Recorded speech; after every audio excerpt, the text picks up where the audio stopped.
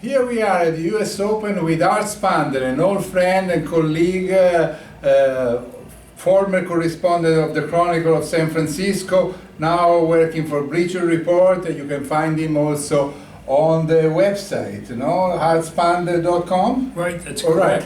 All right. So Art, what do you think about this tournament? Personally, I think that the men's tournament started only after the quarters of finals, and the women instead immediately. Yeah, the women, it's funny, everybody's gone except for 1-10. I mean, and interesting, you don't expect that. Serena's still there, and Wozniacki, fortunately, has been playing well. So you assume that they may get to the final. That could be a very interesting final. But as you said, until we got to the Djokovic-Murray match, the men were nothing. Maybe because Nadal isn't here, it's hard to figure. And there are no Americans, so you just look around and you say, okay, the Ciliches and those people, they're good tennis players, but they're not personalities, they're not exciting.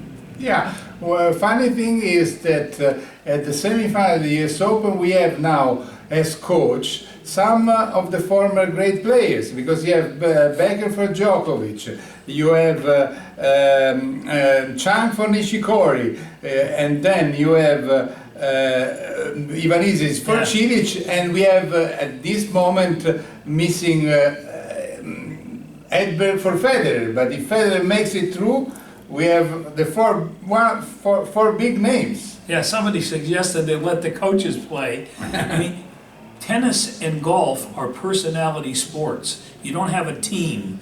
There's no Milan, or there's no Yankees or San Francisco 49ers, so you're associated with certain individuals. When those individuals retire, then you say, who are these people? And that's one of the problems in tennis and golf. If Tiger Woods retires, who's going to be, they're not going to know anybody. Yeah, at the beginning we thought that it could be a marketing operation, Djokovic sponsored by Becker or sponsoring Becker.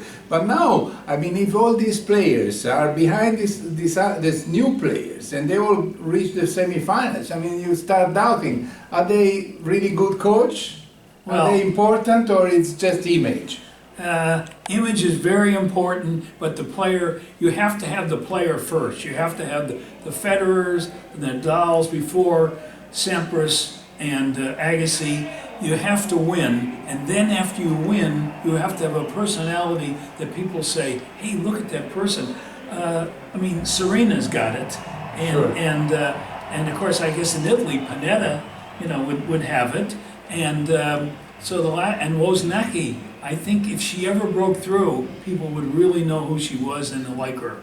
What do you remember as the best match you have seen in this US Open? Which one did you like it most? I liked the one between Murray and Djokovic. Especially the first two sets. Yeah, the first two sets, and it could have gone, you and I both got on a bus at 2:30 in the morning, and that's the US Open. But it could have gone till 4 a.m. I mean, it just was going and going. And of course, it's the same thing when they play.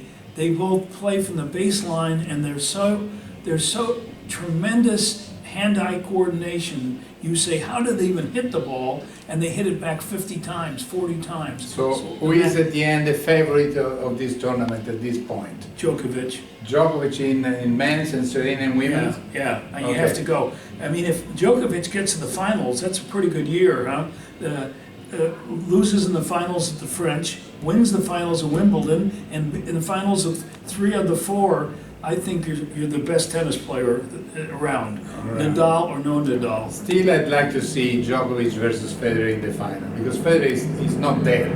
No, he's still very much alive. This might be his last hurrah. We keep saying it, but he just turned 33. That is old in tennis. Thanks to Art Spander, friend, colleague, working now for Bleacher Reports. You can read him on his also website.